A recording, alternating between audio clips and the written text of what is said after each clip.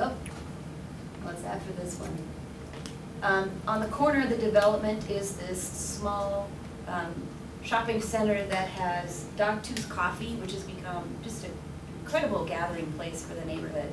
It sits on a trail, so I happened to take the picture when there weren't 10 bikes in the bike rack and 25 people on the patio. But this place has just been hopping for the neighborhood. When you walk in there, you see lots of people that you know. If you meet some neighbors that you didn't. Upstairs is an apartment. Next door is a little haircut place. Next to that is a little art center for kids with disabilities. And the whole area, the neighbors were a little nervous at first. And they asked the usual questions. Is this going to mean all sorts of traffic in the neighborhood? Because that's a lot more houses than some greenhouses. But it actually reduced car traffic in and out of the neighborhood because the neighbors are carpooling. And they're walking, they're getting on the trail as their transportation. So I think it's a real success story. And then, can you go back one day? That picture's not showing up particularly well either, but thank you. Just down the street, you really can't see it, I apologize. There's a new house that's got kind of a Frank Lloyd Wright style, right next to an older home, and it's a lot that had a lot of extra space that was subdivided, and now there are 2 single-family homes on it instead of 1. So just some examples of some infill that I think could be more appropriate for our area. Now here's some of the best practices that I gathered from a lot of my research that I think we should consider, and a number of things that we as CONO members have talked about. Architectural standards are important, and that's one of the things that neighbors care about the most. Is if something new is going to be next to me, I want it to be part of my neighborhood and build that sense of community, not detract from it. And appearance is part of that. Again, building those public gathering spaces, and there's a picture there of the Uncle Wilbur Fountain, which I think is a great example for a number of reasons. It is a public gathering space. Many of you may remember before that was there in the corner of the park, that was a gathering place for vagrants. Now, when that fountain is going and there's all those kids and families out there, those vagrants are pushed out of that, at least that part of the park. Sorry about that. And it's also a great example of just, it gives you a real sense of place. It's a unique thing that you're not going to find anyplace else. Granny flats is a term for those accessory dwellings that are, maybe you call it a mother-in-law house or apartment. And I was going to read you something about granny flats, but I think Dave will probably tell me I'm running out of time. That's a great way to increase density in a way that doesn't bring crime to the neighborhood. It's usually very closely supervised. An easy way that we can increase density in our neighborhoods without, again, going to the high rises. The humble street tree has been linked in lots of studies to everything from crime reduction and pride in your neighborhood to reducing accidents. It's little things like this that can really add up. Another one that's very important to us as CONO is stakeholders, neighbors have to be involved early in the process. And that's one way to reduce a lot of the conflicts. I won't talk so much about multimodal transportation. We've kind of touched on that, and I think I've been going on too long. He's a nice teacher. Yeah, no kidding. I like Rachel. No, it's not fair. Just because she has pictures. Yeah. Are you want me to move on? Get the parking right. I don't think I have to say too much about that. No one will argue with me there. And then I stole this term urban triage from this same book, and that just means you can't convert an entire city, and you wouldn't want to. So where can we spend the least amount of money and get the most impact? And I think that there are some obvious areas in the city that are ripe for this. They have potential for various reasons. Probably some other areas where it's not right. So let's figure out what those areas are and concentrate our resources there so we get the biggest bang for our buck. They're doing it. And Kevin, I'll let you go next. I think it was a bold statement I got to say that granny flats are not going to increase crime.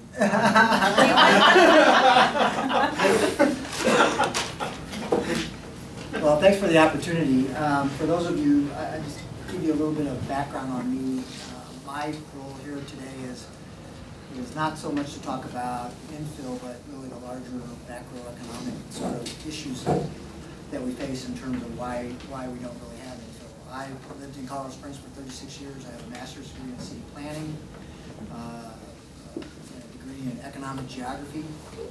I worked at the city planning department. We did a 1981 update of the comprehensive plan that talked about infill.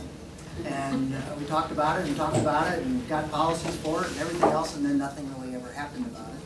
And it's always been curious to me as to why. And so I'm going to fill you in a little bit as to why we don't have that in Colorado Springs.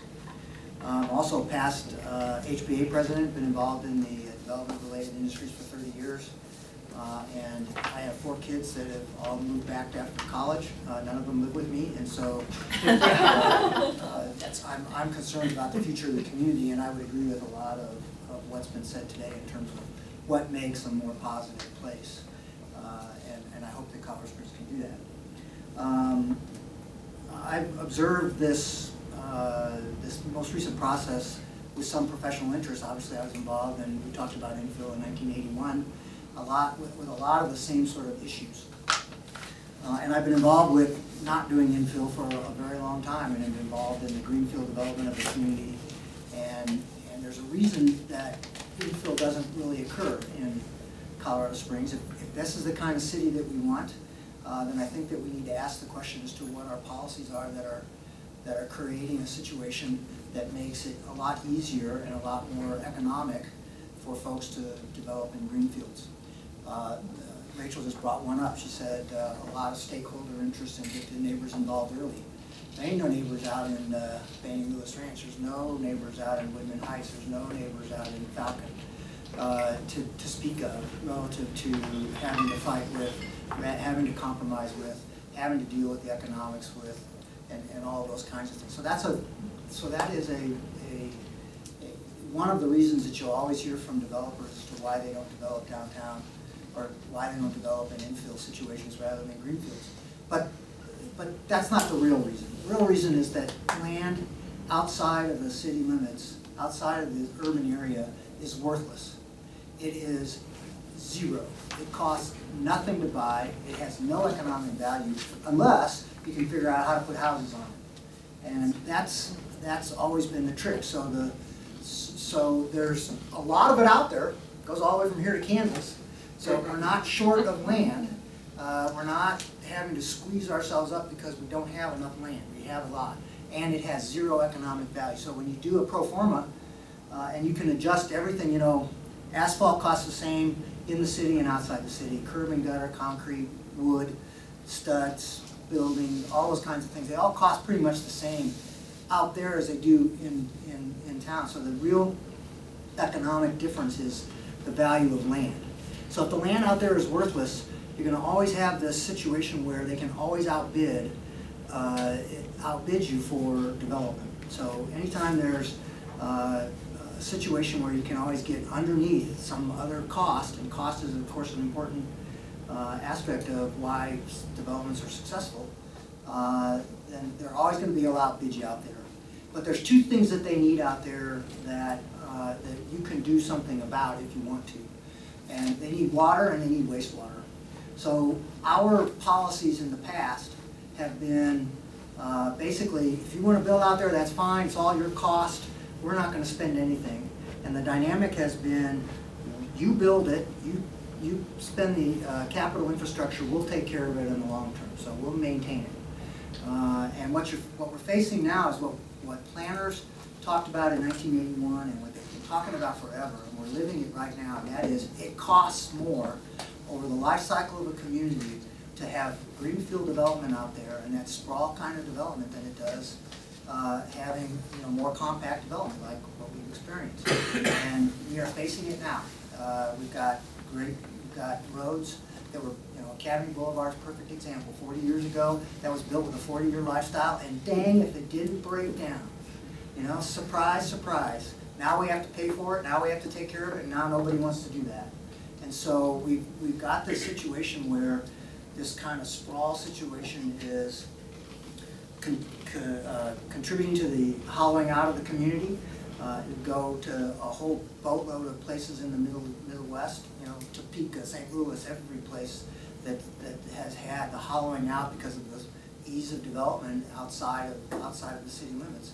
And they hollow out, and we're facing that along Academy and in a lot of places in the community. So the impacts of not having infill are being felt today, and that's important. It's important to understand that sort of macro issue. So if there are two things that you can control, I think if you wanna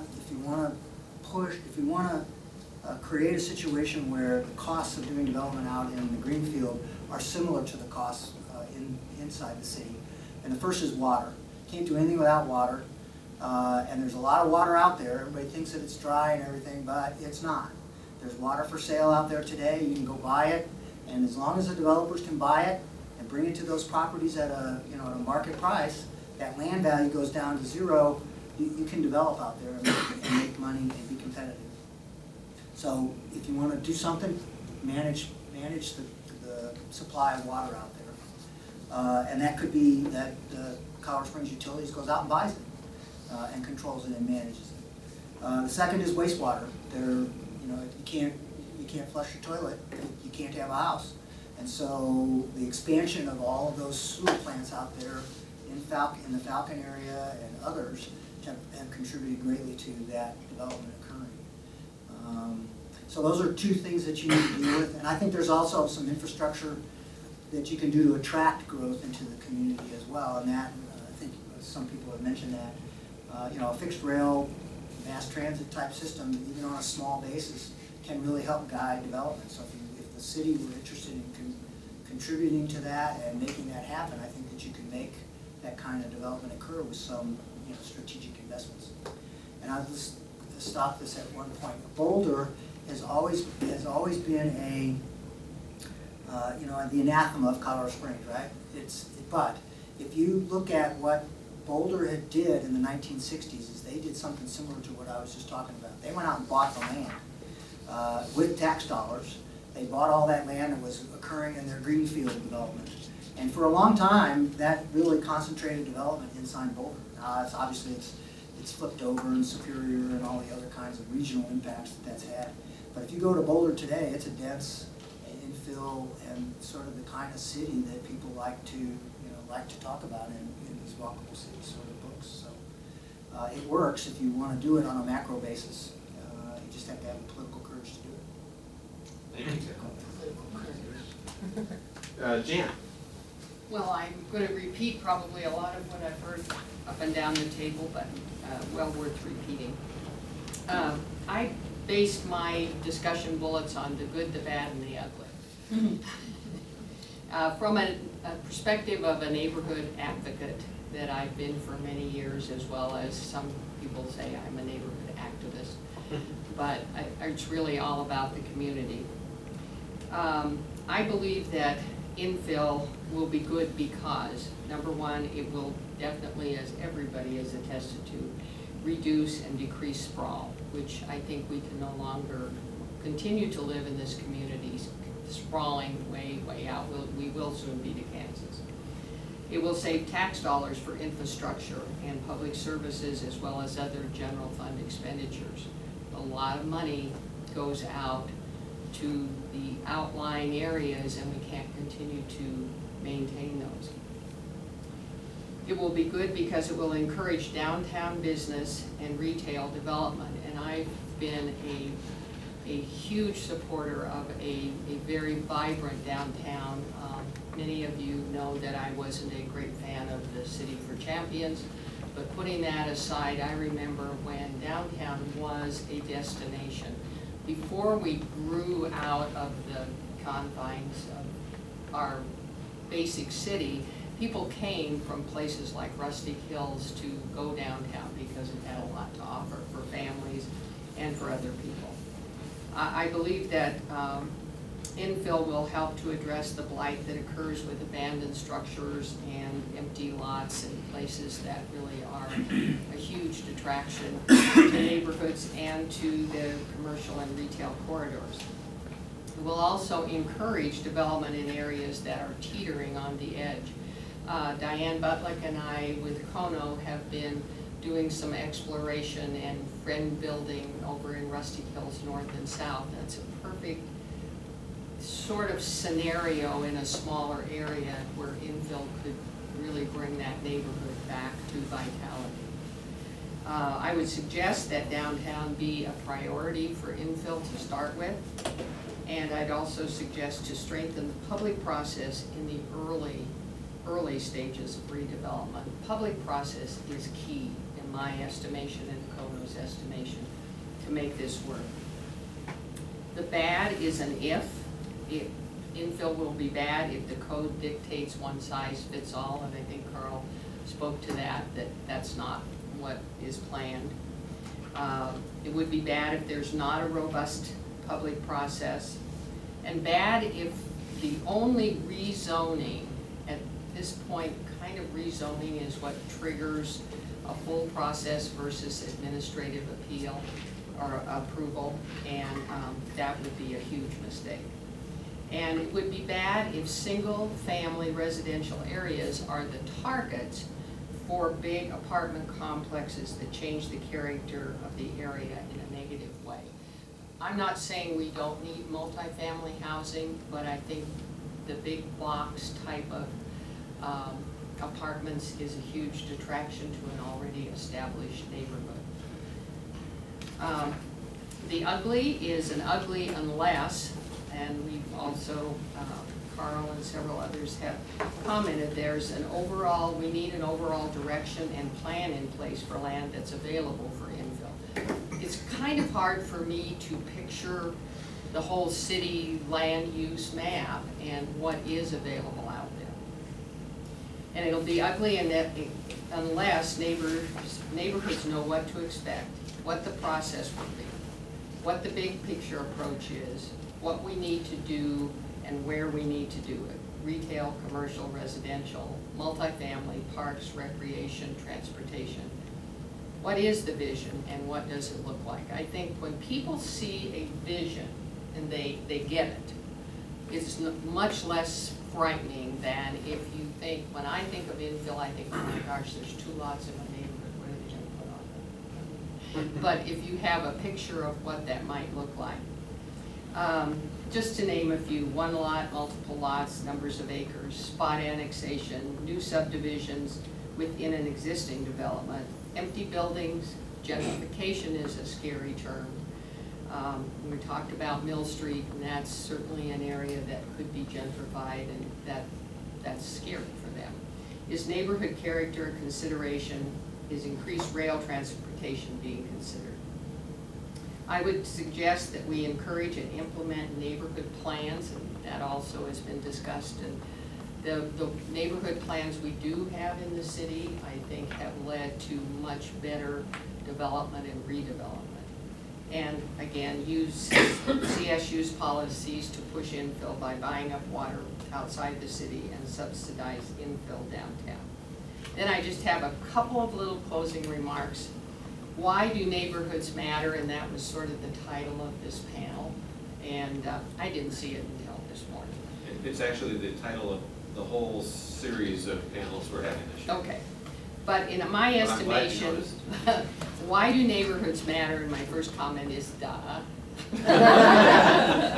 Because they make up the fabric of our community. They are the place that people call home, be it ever so humble. There's no place like home. Neighborhoods are where diversity, vision, and harmony begin.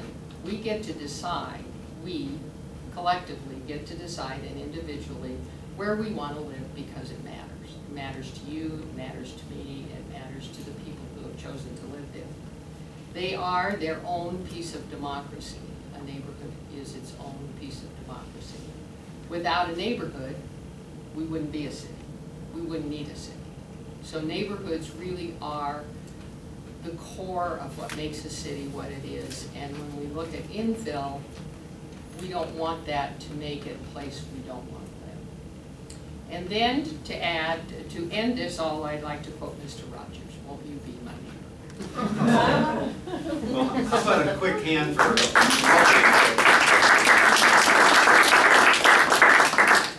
think that gave us a lot of interesting perspectives, a lot of food for discussion. We will take as long as these folks can stay with us, but I believe that Councilwoman Gabler has to leave for a meeting soon. Am I right?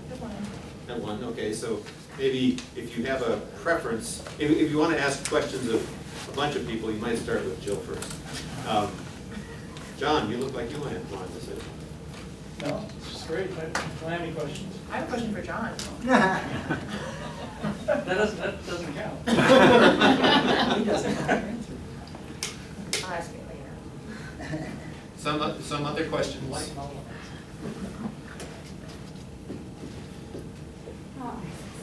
It seems like that University Park Shopping Center, that was a great example of gentrification.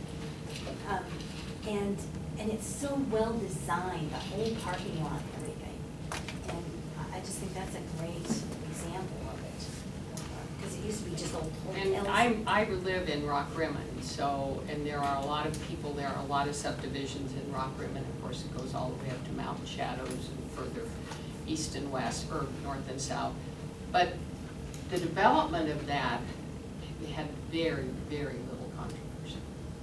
Oh, really? Neighborhood. Well, because it was like old hotels and. I mean, that's where you live, in that area.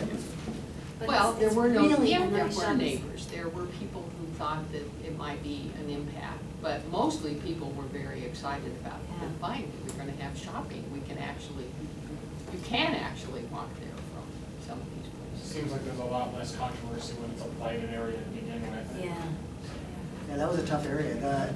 Though I would wonder a little bit about whether it was well designed, especially as it relates, as it relates to the street. That's great, but as it relates to another urban amenity, and that's the Greenway Trail and the creek. You're basically under 30 feet of wall on the backside there, and I think they really missed some opportunities there. I know why they did it, and it was enough risk taking as it was to have to do that. But I wish that they would have been able to turn that a little bit and open it up right down that center corridor, down into the trail and taken that opportunity. But it's hard to argue with success, right? I'll kind of chime in on that too. I wasn't here. I mean, I was here, but I was working for the county at the time that all went through. But yeah, there was a debate as to not whether it's successful or wasn't a good idea, but whether it went far enough in terms of the mixed uses, really. They used, and this is another thing that we hear from the development community, they used a model that they knew would be fundable, and they used a model that they knew would work, which is a high-quality urban lifestyle center, which is really what it is. But it's not a full mixed-use development. It doesn't have any, high-density residential incorporated within it, that sort of thing.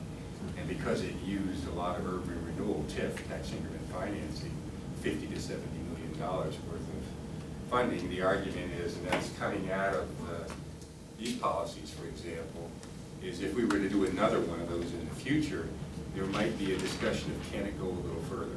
Can it go to some of these connectivity things that Kevin talked about, a little more connectivity? And there's some really nice things about it, but it's really, can we get to a little bit more if we're providing extraordinary incentives? And that was an area that had what we describe as extraordinary incentives.